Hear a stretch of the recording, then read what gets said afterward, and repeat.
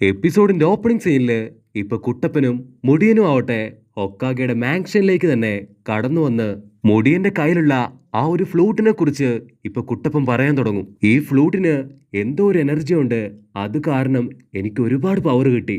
ഹൊക്കാഗ flute വാങ്ങിച്ച് അത് മുഴുവനായും ചെക്ക് ചെയ്ത് നോക്കി. ഈ ഫ്ലൂട്ടിന് ഒരു പ്രത്യേക ജിപ്സു പവർ ഉണ്ടെന്ന് അവരോട് പറയും. മാത്രമല്ല, സാധാരണ ഇത്തരത്തിലുള്ള ഇൻസ്ട്രുമെന്റ് ആ ഒരു മലയുടെ മുകളിലുള്ള ലാൻഡ് ഓഫ് പാരഡൈസിൽ മാത്രമാണ് ഉള്ളതെന്ന് പറയുമ്പോൾ കുട്ടപ്പനാവട്ടെ അവൻ ഷോക്കായിട്ട് പറയും, എനിക്ക് ഇവനെ കിട്ടിയതും അതേ മലയുടെ മുകളിൽ വെച്ചാണ്. ഞാൻ ഇവനുമായിട്ട് എത്രയും പെട്ടെന്ന് ആ ഒരു ലാൻഡിലേക്ക് പോവാം. അപ്പൊ തീർച്ചയായിട്ടും ഇവനെക്കുറിച്ചുള്ള എന്തെങ്കിലും ഒരു ഇൻഫർമേഷൻ നമുക്ക് കണ്ടുപിടിക്കാൻ പറ്റുമെന്ന് പറയുമ്പോൾ ഹൊക്കാഗെ ആവട്ടെ അവൾ ദേഷ്യപ്പെട്ട് പറയും, സ്ട്രേഞ്ചേഴ്സിന് ഒരിക്കലും മറ്റൊരു ഗ്രാമത്തിലേക്ക് പോകാനായിട്ട് എനിക്ക് പെർമിഷൻ തരാൻ കഴിയില്ല. അതിന് തീർച്ചയായിട്ടും ഒരു പ്രത്യേക കാരണം വേണമെന്ന് പറയുമ്പോൾ കുട്ടപ്പൻ പറയും, ഇവന്റെ മെമ്മറി തിരിച്ചു കിട്ടാനാണ് ഞാൻ ഇവനെയും കൂട്ടി അവിടേക്ക് പോകുന്നത്. അതൊരു പ്രത്യേക കാരണമല്ലേന്ന് അവനിപ്പോ ഹൊക്കാഗയോട് ചോദിക്കും. അങ്ങനെ നറൂട്ടോയുടെ നിർബന്ധത്തിന് വഴങ്ങി ഇപ്പൊ ഹൊക്കാഗെ ആവട്ടെ അവനെ പോകാൻ അനുവദിക്കും. മാത്രമല്ല, നെജിയെയും ടെൻറ്റണയും കൂടെ കുട്ടപ്പന് സഹായത്തിനായിട്ട് ഇപ്പൊ അവരുടെ കൂടെ അയക്കും. നൂഡിൽസ് കടക്കാരന് ഇപ്പൊ ടാറ്റ ബൈ ബൈ ഒക്കെ പറഞ്ഞുകൊണ്ട് നമ്മുടെ കുട്ടപ്പനാവട്ടെ അവന്റെ ടീംസുമായിട്ട് ഇപ്പൊ ഹായ് ആയിട്ട് ലാൻഡ് ഓഫ് റൈസ് പാഡ്സിലേക്ക് ഇപ്പൊ യാത്ര തിരിക്കും. അപ്പൊ കുട്ടപ്പനാവട്ടെ ഇപ്പൊ പതിയെ ഒരു ഫ്ലാഷ് ബാക്കിലേക്ക് പോകും. അവര് യാത്ര തുടങ്ങുന്നതിന് മുൻപ് ഹൊക്കാഗെ ആവട്ടെ കുട്ടപ്പനെ വിളിച്ചു പറയും, ഒരു പക്ഷേ ആ ഒരു മുടിയൻ അവനൊരു വില്ലനോ സ്പൈയോ ആയിരിക്കാം. അതുകൊണ്ട് തന്നെ നീ വളരെയധികം കെയർഫുൾ ആയിരിക്കണം. മാത്രമല്ല, ആ ഒരു ലാൻഡ് ഓഫ് റൈസ് പാഡിസ് അതുള്ളത് ആ ഒരു സൗണ്ട് വില്ലേജിലാണ്.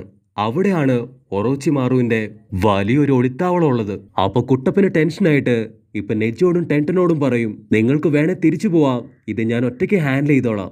അതിനവര് പറയും, ഇത് ഹൊക്കാഗെ ഞങ്ങളെ കൂടെ ഏൽപ്പിച്ച മിഷനാണ്, അതുകൊണ്ട് തീർച്ചയായിട്ടും ഞങ്ങൾ കൂടെ തന്നെ വരും. ഇവിടെ നെജി അവൻ ഒരുപാട് ഡൗട്ട് അടിച്ച് മുൻപോട്ട് പറക്കുമ്പോ അവന്റെ കാല് വഴുതി ഇപ്പൊ താഴേക്ക് പോവും. അത് കണ്ട് മുടിയനാവട്ടെ അവനെ അങ്ങനെ തൂക്കിയെടുത്ത് ഇപ്പൊ സേഫ് ആയിട്ട് കൊണ്ടിരുത്തും. നെജി ഒരുപാട് നേരം ഇപ്പൊ എന്തൊക്കെയോ കാര്യങ്ങൾ ആലോചിച്ചിട്ട് അവൻ കുട്ടപ്പനോടും ടെൻറ്റനോടും പറയും, അവന്റെ പവർ അത് വളരെ കൂടുതലാണ്. ഞാൻ ആക്ച്വലി കൺട്രോൾ പോയി താഴേക്ക് പോയതല്ല, അവനെ ഒന്ന് ടെസ്റ്റ് ചെയ്തതാണ്. അവൻ വളരെ കാഷ്വൽ ആയിട്ടാണ് പറന്നു വന്നത്, പക്ഷെ ഞാൻ എൻ്റെ മുഴുവൻ സ്പീഡിൽ പറന്നു. ഞാൻ താഴേക്ക് പോകുന്നത് കണ്ട ഉടൻ തന്നെ അവൻ പറന്നു വന്ന് എന്നെ കൂളായിട്ട് ഇപ്പൊ തൂക്കിയെടുത്തു. അതിനർത്ഥം അവന്റെ പവർ അത് വളരെ കൂടുതലാണെന്നാണ്. ഒരു പക്ഷേ അവൻ നമ്മുടെ ഓപ്പണന്റ് ആണെങ്കിൽ തീർച്ചയായിട്ടും അവൻ വലിയ അപകടകാരിയാണ്. അത് കേട്ട് കുട്ടപ്പൻ, നന്ദി വേണോടാ നന്ദി, നിന്റെ അടക്കം ഒരുപാട് പേരുടെ ജീവൻ അവനിപ്പോ രക്ഷിച്ചു. അവൻ ഉറപ്പായിട്ടും ഒരു നല്ല ആള് തന്നെയാണെന്ന് പറയുമ്പോ മുടിക്കാരനാവട്ടെ വീണ്ടും അവന്റെ പുല്ലാങ്കുഴൽ ഊതാൻ തുടങ്ങും. അത് കുട്ടപ്പന് ഒരുപാട് ഇഷ്ടപ്പെടുമെങ്കിലും നമ്മുടെ നെജി ആവട്ടെ അവനോട് ചൂടാവും. നിർത്തിനടാ നിന്റെ ഊത്ത്, സ്റ്റോപ്പ് ദ ഫക്ക്. നീ ഇങ്ങനെ ഊതി ഊതി ആർക്കാണ് സിഗ്നൽ കൊടുക്കുന്നത്? നിനക്ക് ശേഷം ഗ്രാമത്തിലേക്ക് വന്നവൻ അവൻ ആരാണ് എന്നിങ്ങനെ ഒരുപാട് ചോദ്യം നെജി ആവട്ടെ ഇപ്പൊ അവനോട് ചോദിക്കാൻ തുടങ്ങും. അത് കേട്ട് നമ്മുടെ മുടിയന് ഇപ്പൊ ഒരുപാട് വിഷമാവും. അവൻ പറയും, ഒരു പക്ഷേ ഞാൻ നിങ്ങൾ കരുതും പോലെ ഒരു വില്ലനായിരിക്കാം. എനിക്കെന്റെ കഴിഞ്ഞ കാലം അതൊന്നും തന്നെ ഇപ്പൊ ഓർമ്മയില്ല. അവർ വീണ്ടും എന്തൊക്കെയോ കാര്യങ്ങൾ പറഞ്ഞുകൊണ്ടിരിക്കുമ്പോ എന്തോ ഒരു കരിഞ്ഞ സ്മെല്ല് ഇപ്പൊ അവർ കടിക്കാൻ തുടങ്ങും. സ്മെല്ല് കിട്ടിയ സ്ഥലത്തേക്ക് അവർ നടന്നു നീങ്ങുമ്പോ ഇപ്പൊ ഒരു ഗ്രാമം തന്നെ കത്തി നശിച്ച് കിടക്കുന്നതായിട്ടായിരിക്കും അവർ കാണുക. അപ്പൊ മുടിയനാവട്ടെ അവന്റെ തൊട്ടടുത്ത് ഒരു പാവ കത്തിക്കരിഞ്ഞു കിടക്കുന്ന കണ്ട് അതിനെ നോക്കി നിൽക്കും. അവനിപ്പോ എന്തൊക്കെയോ ചില കാര്യങ്ങള് അവന്റെ മൈൻഡിലേക്ക് വരും. മാത്രമല്ല, അവന്റെ തല ഇപ്പൊ വെട്ടിപ്പൊളക്കുന്ന വേദനയില് അവൻ കിടന്ന് പെടയാൻ തുടങ്ങും. അപ്പൊ പെട്ടെന്ന് ഇപ്പൊ ഒരുപാട് പേര് ഓടിക്കൂടി അവരെ റൗണ്ട് ചെയ്യും. നിങ്ങൾ അവന്റെ ആളല്ലേ, സത്യം പറയ്.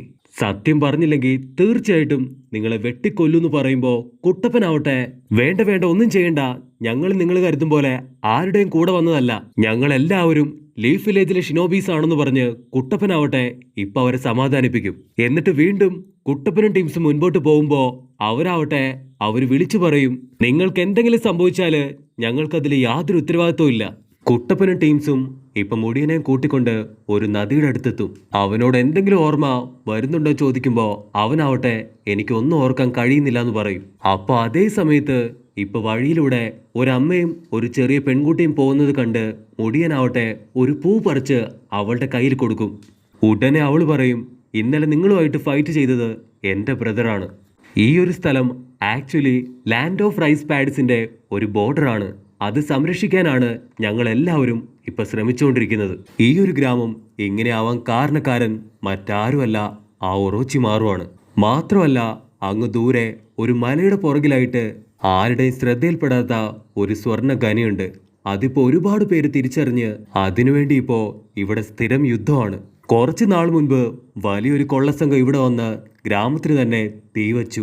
അവർക്ക് ഒരുപാട് നേരം ഇവിടെ പിടിച്ചു നിൽക്കാൻ കഴിഞ്ഞില്ല. ദയവ് ചെയ്ത് നിങ്ങളെങ്കിലും ഞങ്ങളെ രക്ഷിക്കണം. അത് കേൾക്കുമ്പോൾ നമ്മുടെ കുട്ടപ്പൻ അവൻ ഹാപ്പി ആയിട്ട് ഇപ്പൊ ഞാൻ റെഡി എന്ന് വിളിച്ചു പോവും. പക്ഷെ നെജി അവനെ തടഞ്ഞിട്ട് പറയും, നമ്മുടെ മിഷൻ ഇപ്പൊ ഇതല്ല, നമ്മളെ ഏൽപ്പിച്ച ആ ഒരു മിഷൻ അതാണ് നമ്മളിപ്പോ ചെയ്യേണ്ടത്. അപ്പൊ കറക്റ്റ് സമയത്ത് അവളുടെ ബ്രദർ അവിടേക്ക് വന്ന് അവരോട് മിണ്ടണ്ട, അവരെ ആരെയും നമുക്ക് വിശ്വസിക്കാൻ കഴിയില്ല. അത് കേട്ടുടനെ കുട്ടപ്പൻ ഞങ്ങൾ എല്ലാവരും നിഞ്ചാസാണ്, മാത്രമല്ല ഒരു പക്ഷേ ഞങ്ങൾക്ക് നിങ്ങളെ രക്ഷിക്കാനും കഴിയുമെന്ന് പറയുമ്പോ അവൻ ചിരിച്ചിട്ട് പറയും, ഞങ്ങളുടെ ഗ്രാമം ഈ കോലത്തിലാക്കിയവരെല്ലാം തന്നെ റോക്ക് നിഞ്ചാസാണ്, ഞങ്ങൾക്ക് ആരെയും തീരെ വിശ്വാസമില്ല എന്ന് പറഞ്ഞ് അവൻ മുഖം തിരിച്ച് ഇപ്പൊ നടക്കാൻ തുടങ്ങും. അപ്പൊ കുട്ടപ്പൻ വണ്ടടിച്ച് അവന്റെ പുറകെ തന്നെ ഇപ്പൊ ഫോളോ ചെയ്യും. അവൻ ദൂരത്തായിട്ട് ഒരുപാട് പേരുടെ കല്ലറ കാണിച്ചു കൊടുത്തിട്ട് പറയും, അന്നത്തെ യുദ്ധത്തില് ഞങ്ങളുടെ ഗ്രാമത്തിലെ 1/3 ആൾക്കാരാണ് മരിച്ചു വീണത്. കുട്ടപ്പൻ ഉടനെ ഇത്രയും പ്രശ്നമുണ്ടെങ്കിൽ നിങ്ങൾക്കെങ്കിലും ഇവിടുന്ന് മാറി താമസിച്ചൂടെ എന്ന് അവനോട് ചോദിക്കും.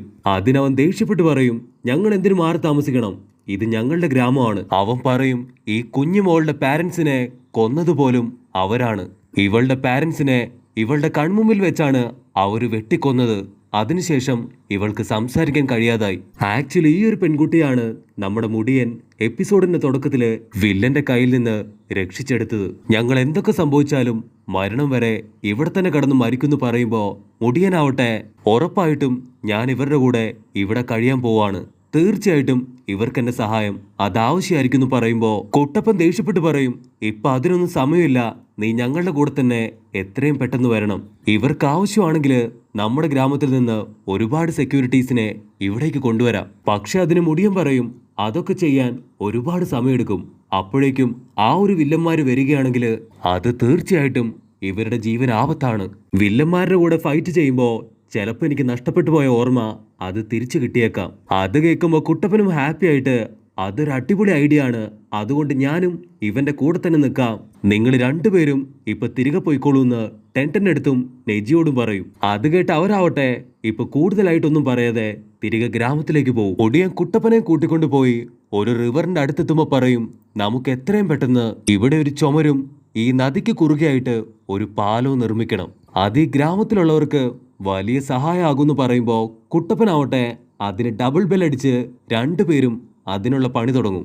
അതേസമയം നെജിയും ടെൻറ്റനും ആവട്ടെ നമ്മുടെ ആൾക്കാർ ചെയ്യുന്നതെല്ലാം നോക്കി ഇപ്പൊ മരത്തിന്റെ മേലെ ക്യാഷ്വലായിട്ട് ഇരിക്കുകയാണ്. അപ്പൊ ആ ഒരു ബ്രദർ അവൻ അവിടേക്ക് വന്ന്, നിങ്ങളിവിടെ എന്താ കാണിക്കണേ, ശത്രുക്കൾ വരുമ്പോ ഇവിടെ പാലവും കെട്ടിയിരുന്നിട്ട് യാതൊരു കാര്യമില്ല. അതിന് കുട്ടപ്പൻ പറയും, നിന്നെ പോലെ ഒരമ്പും തൂക്കി പിടിച്ച് നടന്നിട്ട് യാതൊരു കാര്യമില്ല, എന്തെങ്കിലും ക്രിയേറ്റീവായി ചെയ്യണമെന്ന് പറഞ്ഞ് നമ്മുടെ ആൾക്കാരാവട്ടെ വീണ്ടും അവരുടെ ജോലി അത് കണ്ടിന്യൂ ചെയ്തുകൊണ്ടേയിരിക്കും. ഇവര് രാവും പകലും ഇല്ലാതെ വർക്ക് ചെയ്യുന്ന കണ്ട ടെൻഡനാവട്ടെ, ഓ ഇവർക്ക് വിശ്രമോ ഇല്ലേ, ഫുൾ ടൈം ഇങ്ങനെ പണിയെടുക്കാൻ ചോദിക്കുമ്പോ ഇവിടെ കുട്ടപ്പനാവട്ടെ നൈസായിട്ട് ഉറങ്ങി വീഴും. അപ്പൊ മുടിയന്റെ കയ്യിൽ നിന്ന് ഇപ്പൊ ചുറ്റികയുടെ കൺട്രോള് പോയി കുട്ടപ്പന്റെ നേരെ വരുമ്പോ ടെൻറ്റനാവട്ടെ ചാടി വീണ് ആ ചുറ്റിക തട്ടി മാറ്റും. പിന്നീട് പതിയെ പതിയെ ഇപ്പൊ ടെൻറ്റനും അവരെ ഹെൽപ്പ് ചെയ്യാൻ തുടങ്ങും. ആ ഗ്രാമത്തിലുള്ള ഓരോരുത്തരായിട്ട് ഇപ്പൊ അവരുടെ അടുത്തേക്ക് വരും. അങ്ങനെ എല്ലാവരും ചേർന്ന് ആ ഒരു മതില് അത് കെട്ടിക്കൊണ്ടിരിക്കുമ്പോ നമ്മുടെ അമ്പുചേട്ടന് മനസ്സിലാവും, ഇനി അമ്പ് തൂക്കി പിടിച്ചു നിന്നിട്ട് യാതൊരു കാര്യമില്ലെന്നും പറഞ്ഞ് അത് വലിച്ചെറിഞ്ഞ് അവനും ഇപ്പൊ വർക്ക് ചെയ്യാൻ ഹെൽപ്പ് ചെയ്യും. അപ്പൊ അതേ സമയത്ത് ഇപ്പൊ ലോങ് ഷോട്ടിൽ നിന്ന് ഒരു വില്ലൻ ആ കാര്യങ്ങളെല്ലാം തന്നെ അവന്റെ ബൈനോക്കുലർ വെച്ച് നോക്കിക്കൊണ്ടിരിക്കുകയാണ്. ബൈനോക്കുലറിന്റെ റിഫ്ലക്ഷൻ അടിക്കുമ്പോ തന്നെ ടെൻറ്റന് പിടികിട്ടും ഏതോ ഒരു വില്ലൻ ഇപ്പൊ സ്കെച്ച് ഇട്ടുകൊണ്ടിരിക്കുകയാണെന്ന്. ടെൻറ്റൻ ഉടനെ ഇപ്പൊ സിഗ്നൽ കൊടുക്കുമ്പോ ഗ്രാമത്തിലുള്ള എല്ലാവരും ഓരോ സ്ഥലത്തായിട്ട് പോയി ഒളിഞ്ഞു നിൽക്കും. കുട്ടപ്പൻ ചാടി വീണ് ആ ഒരു വില്ലനെ അടിക്കാനായിട്ട് അവന്റെ തൊട്ടടുത്തെത്തും. വില്ലൻ രക്ഷപ്പെടാൻ വേണ്ടി കത്തിയിൽ തുണിയിട്ട് ഇപ്പൊ കുട്ടപ്പന് നേരെ ഫൈറ്റ് ചെയ്യാൻ തുടങ്ങും. അത് കണ്ട് നെജി ആവട്ടെ ഇപ്പൊ കത്തി വെച്ച് അവനെ അറ്റാക്ക് ചെയ്യുമ്പോ വില്ലൻ അവന്റെ ഫുൾ സ്പീഡില് ഇപ്പൊ മുൻപോട്ട് ഓടാൻ തുടങ്ങും. അവന്റെ സ്പീഡിന് ഇപ്പൊ നമ്മുടെ ആൾക്കാർക്കൊന്നും തന്നെ അവന്റെ ഏഴയലത്ത് എത്താനായിട്ട് സാധിക്കില്ല. അതുകൊണ്ട് വില്ലൻ അവന്റെ നെറ്റ് ഉപയോഗിച്ച് ഇപ്പൊ കുട്ടപ്പനെ അങ്ങനെ തന്നെ ലോക്ക് ചെയ്ത് പിടിക്കും. മുടിയൻ പയ്യനാവട്ടെ അത് കണ്ട ഉടനെ അവന്റെ ഫ്ലൂട്ട് എടുത്ത് വായിക്കുമ്പോ കുട്ടപ്പനും നെജിക്കും ഒരുപോലെ ഒരുപാട് പവർ കിട്ടും. നമ്മുടെ ആൾക്കാരുടെ പവർ കണ്ട് ഇപ്പൊ വില്ലനാവട്ടെ പേടിച്ചോടാൻ തുടങ്ങുമ്പോ നമ്മുടെ അമ്പുകാരൻ ബ്രദർ ആവട്ടെ അവനിപ്പോ അമ്പ് ചെയ്ത് ആ ഒരു വില്ലനെ പിടിക്കാൻ ശ്രമിക്കും. അത് കണ്ട ഉടനെ വില്ലനാവട്ടെ ഒരു കത്തി എടുത്ത് വലിച്ച് അവന്റെ നേർക്കെറിയും. പക്ഷെ മുടിയനാവട്ടെ അവൻ ചാടി വീണ് അവനെ രക്ഷിക്കുന്ന സമയത്ത് കത്തി അങ്ങനെ മുതുകിൽ കൊണ്ട് മുടിയനാവട്ടെ ഇപ്പൊ താഴെ വീഴും. എല്ലാവരും പേടിച്ചു വരച്ച് മുടിയനെ തൂക്കിയെടുത്ത് അവന് ട്രീറ്റ്മെന്റ് കൊടുക്കുമ്പോഴായിരിക്കും ബ്രദറ് അവന്റെ കയ്യിലുള്ള 3 അടയാളം കാണുക. അവൻ പേടിച്ചു വിറച്ചു പറയും, അന്ന് വന്ന വില്ലന്മാരുടെ കയ്യിലും ഇതേ മാർക്കുണ്ടായിരുന്നു. തീർച്ചയായിട്ടും ഇവനും ആ സംഘത്തിൽ ഒരുവനാണെന്ന് പറയുമ്പോ ഇപ്പൊ എല്ലാവരും ടെൻഷനായി വണ്ടറടിച്ച് നിൽക്കുന്നതോടു കൂടെ ഈ ഒരു എപ്പിസോഡും അവസാനിക്കുന്നു.